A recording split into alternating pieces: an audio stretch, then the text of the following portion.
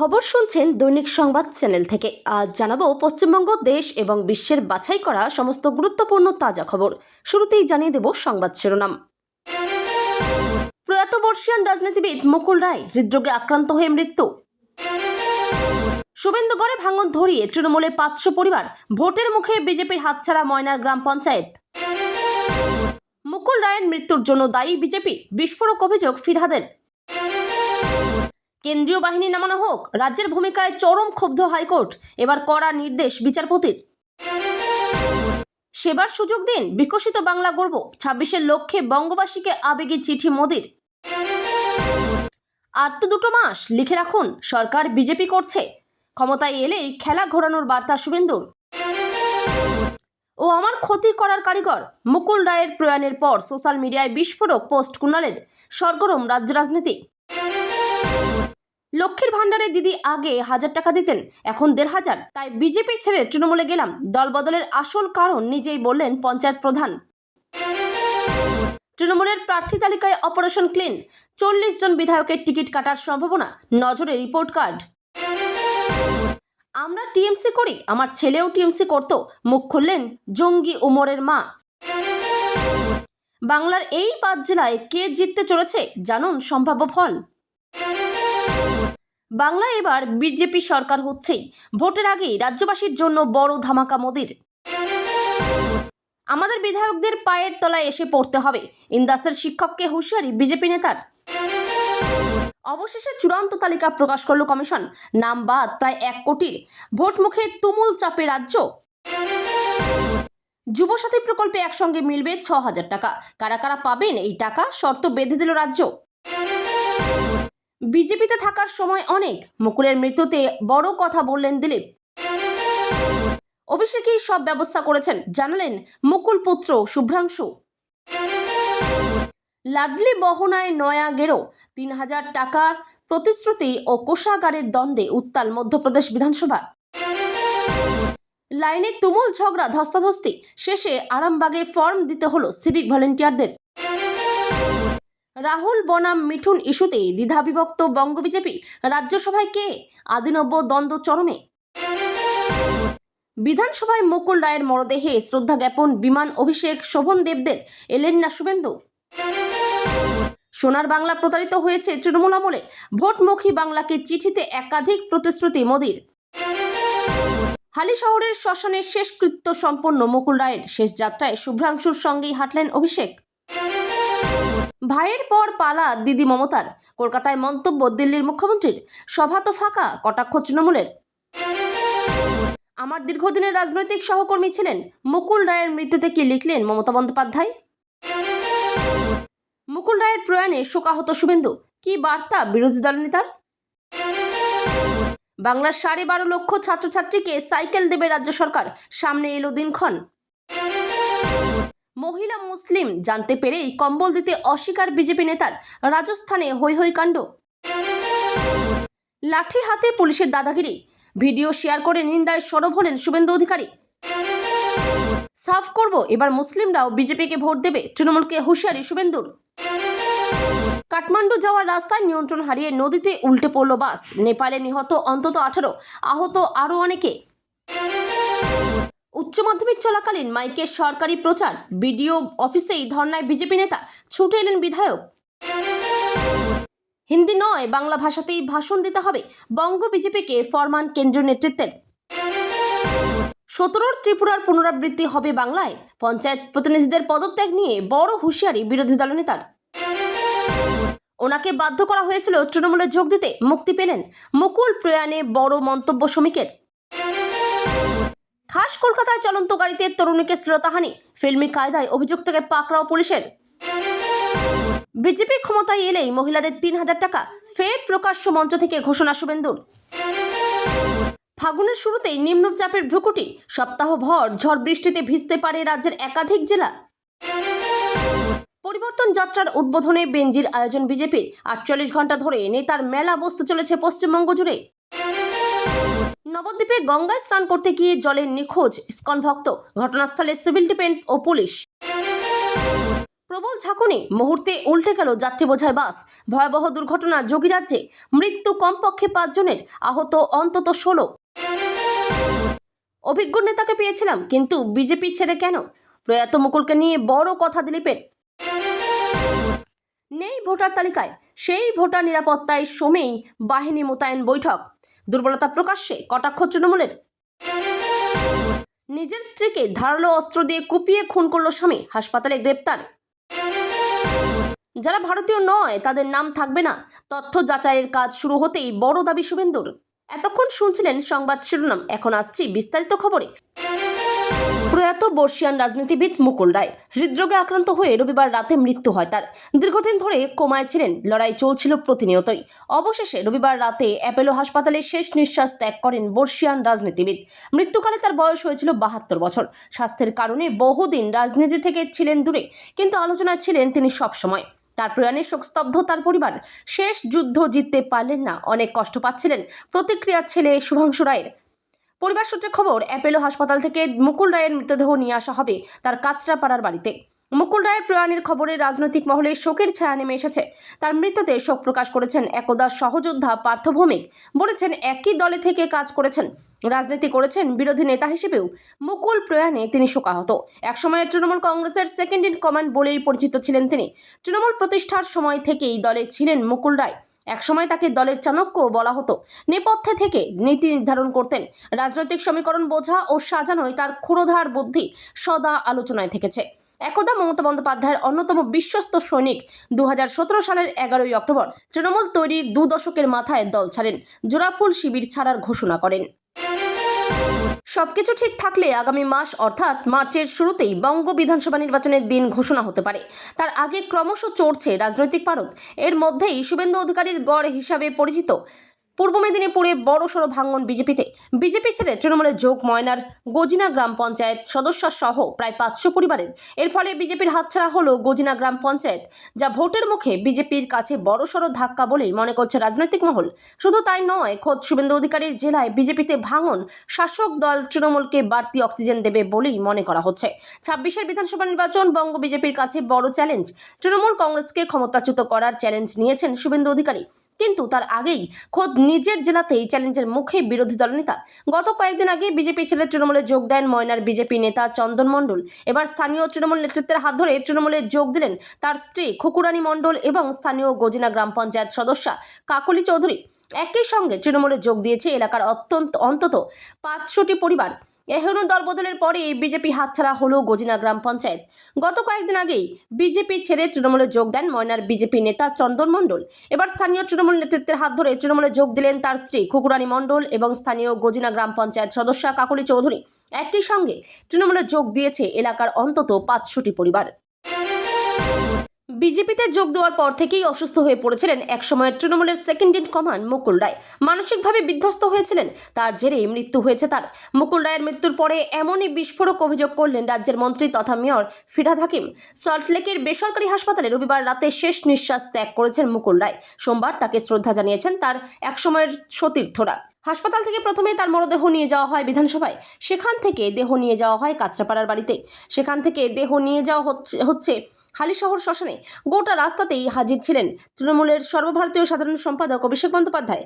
এদিন বিধানসভায় তাকে শ্রদ্ধা জ্ঞাপন করেছেন রাজ্যের মন্ত্রী তথা কলকাতার মেয়র ফিরহাদ হাকিম। ফিরহাদ হাকিমের অভিযোগ, মুকুল রায় তার কাছে দাদা। ছোট থেকেই দলের সেকেন্ড ইন কমান্ড হিসেবে দেখছেন। বিপদে পড়লেই তার কাছে ছুটে যেতেন, তিনি সমস্যার সমাধান করে দিতেন, তাকে বিশ্বাস করতেন। কিন্তু বিজেপিতে যাওয়ার পর থেকেই অসুস্থ হয়ে পড়েছিলেন। তার আরও অভিযোগ, মুকুল রায়ের উপর চাপ সৃষ্টি করা হয়েছিল। বিজেপি না করলে জেলে যাওয়ার হুমকি পেয়েছিলেন। আদর্শ নীতি তৃণমূল হলেও জোর করে বিজেপিতে নিয়ে যাওয়া হয়েছিল। তারপর থেকে ভেঙে পড়েছিলেন মুকুল রায়। ডিমেনশিয়া ছিল, ভয়ে ভয়ে থাকতেন, মানসিক ভারসাম্য হারিয়ে ফেলেছিলেন, স্ট্রোক হয়েছিল। তার এই মৃত্যুর জন্য বিজেপি দায়ী। তার উপরে ক্রমাগত চাপ দেওয়া হয়েছিল, তাই তিনি ভালো থাকতে পারেননি, ভিতর থেকে ভেঙে গিয়েছিলেন, তার জেরেই মৃত্যু হয়েছে। Bangla hunt desk. রাজ্য জুড়ে আগাছার মতো গজিয়ে উঠেছে বেআইনি নির্মাণ। সাম্প্রতিক সময়ে শহর থেকে জেলা অবৈধ নির্মাণের অভিযোগ বারে বারে উঠে এসেছে। এবার সেই রকমই বেআইনি নির্মাণ সংক্রান্ত মামলায় চরম ক্ষুব্ধ কলকাতা হাইকোর্ট। সরাসরি কেন্দ্রীয় সরকারকে মামলায় যুক্ত করার নির্দেশ আদালতের। বেআইনি নির্মাণ সংক্রান্ত মামলায় করা হাইকোর্ট। সোমবার পূর্ব কলকাতা জলাভূমিতে বেআইনি নির্মাণ ভাঙা সংক্রান্ত এক মামলা উঠেছিল বিচারপতি অমৃতা সিনহার এজলাসে। সেখানে রাজ্য সরকার ও পুর কর্তৃপক্ষের ভূমিকায় ক্ষোভ প্রকাশ করেন বিচারপতি। ক্ষুব্ধ বিচারপতি স্পষ্ট বলেন, রাজ্য যদি না পারে আমি কেন্দ্রের সহযোগিতা চাইব। কেন্দ্রীয় বাহিনী নামিয়ে বেআইনি নির্মাণ ভাঙার কাজ করতে হবে। শুনানির শুরুতে বিচারপতি বলেন, পূর্ব কলকাতা জলাভূমিতে বেআইনি নির্মাণ বন্ধ করতে কী পদক্ষেপ করা হয়েছে তার বাইরে শুনানির শুরুতে বিচারপতি বলেন, পূর্ব কলকাতা জলাভূমিতে বেআইনি নির্মাণ বন্ধ করতে কী পদক্ষেপ করা হয়েছে তার বাইরে আদালত আর কিছু জানতে চায় না।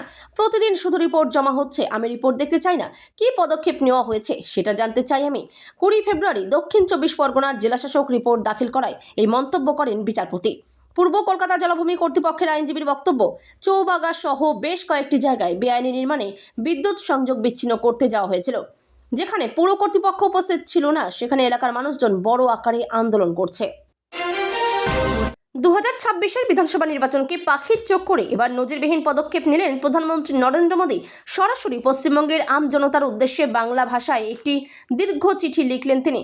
আমার প্রিয় পশ্চিমবঙ্গবাসী সম্বোধনে শুরু হওয়া এই চিঠিতে মা কালীকে স্মরণ করে প্রধানমন্ত্রী আর্জি জানিয়েছেন, এ রাজ্যে বিজেপিকে অন্তত একবার সরকার গড়ার সুযোগ দেওয়া হোক। মোদীর এই চিঠিকে ঘিরে এখন সরগরম রাজ্য রাজনীতি। চিঠিতে প্রধানমন্ত্রী পশ্চিমবঙ্গের বর্তমান অবস্থাকে চরম বঞ্চনা ও যন্ত্রণার সাথে তুলনা করেছেন। তার দাবি, তোষণের রাজনীতি ও অপশাসনের ফলে একসময়ের শিল্প সমৃদ্ধ বাংলা আজ রুগ্ন হয়ে পড়েছে। নারী নিরাপত্তা থেকে শুরু করে অনুপ্রবেশ ও পরিযায়ী শ্রমিক ইস্যু প্রতিটির জন্য রাজ্যের শাসক দলকেই কাঠগড়ায় তুলেছেন তিনি। মোদী লিখেছেন, আপনার একটি সুচিন্তিত সিদ্ধান্তই ঠিক করবে আগামী প্রজন্মের ভবিষ্যৎ। কেন্দ্রীয় প্রকল্পের খতিয়ান তুলে ধরে মোদী দাবি করেছেন, রাজ্য সরকারের অসহযোগিতা সত্ত্বেও 5 কোটি মানুষ জন ধন যোজনার সুবিধা পেয়েছেন এবং 85 লক্ষ শৌচালয় নির্মিত হয়েছে। সিএ প্রসঙ্গ টেনে তিনি শরণার্থী ভাই বোনদের নাগরিকত্ব দেওয়ার প্রতিশ্রুতিও পুনর্ব্যক্ত করেছেন। তার কথায়, ডক্টর শ্যামাপ্রসাদ মুখোপাধ্যায়ের স্বপ্নের পশ্চিমবঙ্গকে পুনরুজ্জীবিত করতে আসুন আমরা কাঁধে কাঁধ মিলিয়ে শপথ নিই। অনেকে ভাবছেন, যতই বিজেপি হাওয়া তোলার চেষ্টা করুন না কেন, শেষ পর্যন্ত ওই 2021-এর মতোই খেলে দিয়ে চলে যাবে রাজ্যের শাসক দল তৃণমূল কংগ্রেস। 2021-এ এইরকম হাওয়া তোলার চেষ্টা হয়েছিল, কিন্তু দিনের শেষে বহু পরিবর্তনের আশা করলেও ভোটের ফলাফলে আরও বেশি আসন নিয়ে ক্ষমতায় এসেছিল রাজ্যের শাসক দল। আর এবারেও সেই রকম কিছুই হবে বলে অনেকেই আশা ছেড়ে দিচ্ছেন। তবে আশা ছাড়ছেন না রাজ্যের বিরোধী দলনেতা শুভেন্দু অধিকারী। আজও তিনি যে বক্তব্য রাখলেন তাতে কিন্তু তার বডি ল্যাঙ্গুয়েজ এবং কথাবার্তার মধ্য দিয়েই একটা বিষয় স্পষ্ট হয়ে গেল যে তিনি যথেষ্ট আত্মবিশ্বাসী যে এবার বিজেপির সরকার হচ্ছেই। এমনকি বিজেপির সরকার হলে এই যাদেরকে দল ভাঙানোর রাজনীতি করে তৃণমূল দলে নিয়ে বিভিন্ন পঞ্চায়েত দখল করেছে, তারা সকলেই পদত্যাগ করবে এবং সেই সমস্ত পঞ্চায়েত তৃণমূলের হাতছাড়া হবে বলেও দাবি করলেন রাজ্যের বিরোধী দলনেতা। সামনেই 2026-এর বিধানসভা নির্বাচন, সকলেই ভোটের থেকেও বেশি ভোটের ফলাফলের দিকে তাকিয়ে রয়েছেন। পশ্চিমবঙ্গে এবার যদি পরিবর্তন না হয়, তাহলে যে হিন্দু সনাতনীদের কাছে বড় চ্যালেঞ্জ আসতে চলেছে তা অনেকেই বুঝতে পারছেন। আর রাজ্য জুড়ে বিভিন্ন জায়গায় প্রচার কর্মসূচি করে সাধারণ মানুষকে উদ্বুদ্ধ করার চেষ্টা করছেন বিরোধী দলনেতা শুভেন্দু অধিকারী। বাংলায় পরিবর্তনের আওয়াজ তুলছেন তিনি, কিন্তু আদৌ পরিবর্তন হবে তো, এই সংশয়ও অনেক মানুষের মধ্যে রয়েছে। আর সেই ব্যাপারেই আজ সাংবাদিকদের মুখোমুখি হয়ে রীতিমতো ওভার কনফিডেন্ট মনোভাব পোষণ করলেন রাজ্যের বিরোধী দলনেতা। প্রয়াত প্রাক্তন কেন্দ্রীয় রেলমন্ত্রী এবং বাংলার বর্ষিয়ান রাজনীতিবিদ মুকুল রায় দীর্ঘ অসুস্থতার পর কলকাতার এক বেসরকারি হাসপাতালে 71 বছর বয়সে প্রয়াত হলেন বঙ্গ রাজনীতির চাণক্য। মুকুল রায়ের প্রয়াণে শোকস্তব্ধ রাজনৈতিক মহল। তার মৃত্যুতে শোক জ্ঞাপন করলেন প্রধানমন্ত্রী নরেন্দ্র মোদী। এক্স হ্যান্ডেলে এক পোস্টে মোদী লিখেছেন, প্রাক্তন কেন্দ্রীয় মন্ত্রী মুকুল রায়ের প্রয়াণের খবরে আমি মর্মাহত। তার দীর্ঘ রাজনৈতিক অভিজ্ঞতা এবং সমাজসেবামূলক কাজ মানুষের মনে চিরস্মরণীয় হয়ে থাকবে। জনজীবনে তার অবদান বিশেষভাবে উল্লেখযোগ্য। তার পরিবার ও প্রিয়জনদের প্রতি আন্তরিক সমবেদনা। তার আত্মার শান্তি কামনা করি। ওম শান্তি। মুকুল রায়ের প্রয়াণের খবর ছড়িয়ে পড়তে রাজ্য রাজনীতিতে শোকের ছায়া নেমে এসেছে। একদা মুখ্যমন্ত্রী মমতা বন্দ্যোপাধ্যায়ের ঘনিষ্ঠ এবং তৃণমূল কংগ্রেসের অন্যতম সংগঠক হিসেবে মুকুল রায় গুরুত্বপূর্ণ ভূমিকা পালন করেছিলেন। 2011 সালে বাংলায় 34 বছরের বামফ্রন্ট শাসনের অবসান ঘটিয়ে তৃণমূল কংগ্রেস ক্ষমতায় আসার পর সংগঠনকে মজবুত করতে তার অবদান বিশেষভাবে উল্লেখযোগ্য। 2017 সালের নভেম্বরে তিনি ভারতীয় জনতা পার্টিতে যোগ দেন। নজরে ময়না, বিধানসভা ভোট যত এগিয়ে আসছে ততই যেন রাজনৈতিক পারদ চড়ছে সর্বত্র। তবে বিরোধী দলনেতা শুভেন্দু অধিকারীর জেলায় শক্তি কমল বিজেপির। বিধায়ক অশোক দিনদার বিধানসভা ময়নায় গ্রাম পঞ্চায়েত হাতছাড়া হলো বিজেপির। রবিবার পঞ্চায়েত প্রধান সহ প্রায় শতাধিক কর্মী বিজেপি ছেড়ে তৃণমূলে যোগদান করতেই কার্যত শক্তি ক্ষয় হলো গেরুয়া শিবিরের। আর যোগদান করেই মহিলা গ্রাম পঞ্চায়েত প্রধানের মুখে মমতা বন্দ্যোপাধ্যায়ের ভূয়সী প্রশংসা, সঙ্গে তুললেন লক্ষ্মীর ভাণ্ডারের প্রসঙ্গ। কি ঘটেছে? পূর্ব মেদিনীপুর জেলার ময়না ব্লকের গজিনা গ্রাম পঞ্চায়েত গত পঞ্চায়েত নির্বাচনে বিজেপির দখলে ছিল। বিজেপির পঞ্চায়েত সংখ্যা ছিল 10 এবং তৃণমূলের পঞ্চায়েত সদস্য ছিল 7। রবিবারের সন্ধ্যায় বিজেপি ছেড়ে তৃণমূলে যোগদান করেন গজিনার প্রধান খুকু রানী মণ্ডল ও পঞ্চায়েত সদস্যা কাকলি চৌধুরী। এরপরই ঘুরে যায় রাজনীতির সমীকরণ। তবে শুধু পঞ্চায়েত তৃণমূলের দখলে এলো গজিনা গ্রাম পঞ্চায়েত, এছাড়াও প্রায় শতাধিক কর্মীও নেতৃত্ব বিজেপি ছেড়ে তৃণমূলে যোগদান করলেন এই দিন। যদিও এই নিয়ে এখনো পর্যন্ত বিজেপির কেউ কোনো মন্তব্য করেননি। বিধানসভা নির্বাচনের আনুষ্ঠানিক ঘোষণা এখনও সময়ের অপেক্ষা, কিন্তু তৃণমূলের অন্দরমহলে প্রার্থী তালিকা নিয়ে পারদ চড়তে শুরু করেছে। দলীয় সূত্রে খবর, 2026-এর নির্বাচনের টিকিট বন্টনের ক্ষেত্রে মমতা বন্দ্যোপাধ্যায় ও অভিষেক বন্দ্যোপাধ্যায় এবার চূড়ান্ত কড়া অবস্থান নিতে চলেছেন। কাজ এবং স্বচ্ছ ভাবমূর্তি এই দুই রিপোর্ট কার্ডের উপর ভিত্তি করেই নির্ধারিত হবে কার নাম তালিকায় থাকবে আর কার কাটা যাবে, কারা বাদ পড়তে পারেন। সূত্রের দাবি, বর্তমান বিধায়কদের মধ্যে অন্তত 40 থেকে 42 জনের টিকিট এবার অনিশ্চিত, যাদের বিরুদ্ধে গত 5 বছরে এলাকায় সক্রিয় না থাকা, গোষ্ঠীদ্বন্দ্ব বা দুর্নীতির অভিযোগ রয়েছে। তাদের সরিয়ে নতুন মুখ আনার পরিকল্পনা রয়েছে দলের। বিশেষ করে জেলা স্তরে যাদের বিরুদ্ধে মানুষের ক্ষোভ রয়েছে তাদের কোনোভাবেই রেহাই দেওয়া হবে না বলে বার্তা দিয়েছে শীর্ষ নেতৃত্ব। হেভিওয়েটদের আসন বদল তালিকায় সবচেয়ে বড় চমক হতে পারে মন্ত্রীদের আসন পরিবর্তন। উত্তর 24 পরগনা ও কলকাতার বেশ কিছু প্রবীণ নেতাকে তাদের শারীরিক অবস্থা ও বয়স বিবেচনা করে অপেক্ষাকৃত নিরাপদ বা বাড়ির কাছের আসনে সরিয়ে আনা হতে পারে। বদলে সেই আসনগুলোতে পাঠানো হতে পারে তরুণ ও লড়াকু নেতাদের। এই মাধ্যমে অভিজ্ঞতার সাথে উদ্দীপনার এক ভারসাম্য তৈরি করতে চাইছে ঘাসফুল শিবির। টিকিট না পেয়ে যাতে কেউ দলবদলের পথে না হাঁটেন সে বিষয়েও সতর্ক লালবাজারের অন্দরমহল। প্রার্থী তালিকায় সমাজের বিভিন্ন স্তরের বিশিষ্ট ব্যক্তিদের পাশাপাশি তরুণ প্রজন্মকে বাড়তি গুরুত্ব দেওয়ার প্রস্তুতি চলছে।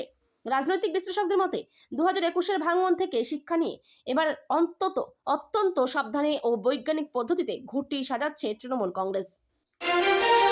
ধৃত জঙ্গি ওমর ফারুক তৃণমূল কর্মী, তার পরিবারও সক্রিয় তৃণমূল কর্মী, দাবি ওমর ফারুকের পরিবারেরই।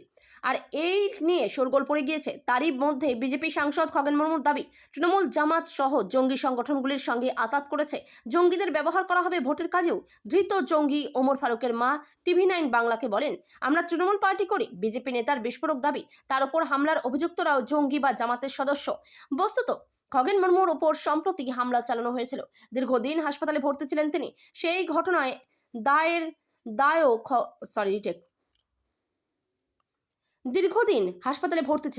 সেই ঘটনার দায়ও খগেন চাপিয়েছে জঙ্গিদের ওপর। মালদার ভারত বাংলাদেশ সীমান্তের উপরেই চাঁপাই নবাবগঞ্জে একতরফা জয় পেয়েছে উগ্র মৌলবাদী শক্তি জামাতে ইসলাম, যারা বারবার ভারত বিরোধিতায় নেমেছে। আর এই রাজ্যের শাসক দল সেই উগ্র মৌলবাদী শক্তির সঙ্গে হাত মিলিয়েছে বলে দাবি করেছেন খগেন মুর্মু। তৃণমূলের মদতেই জঙ্গিরা এপারে এসে তৃণমূলের আশ্রয়ে বেড়ে উঠছে এবং দেশবিরোধী কার্যকলাপ ও নাশকতা চালানোতে লিপ্ত থাকছে বলে দাবি খগেনের। তিনি বলেন, বাংলাদেশের কিছু লোক যারা সন্ত্রাসী তাদের নিয়ে তৃণমূল ঘর করছে। তৃণমূল এদের উপরই নির্ভরশীল, নয়তো রেজাল্ট ভালো হয় কি করে। অপরদিকে এই বিষয়ে কংগ্রেসের জেলা সভাপতি তথা দক্ষিণ মালদার সাংসদ ইশা খান চৌধুরী কি বলছেন শুনে নেব।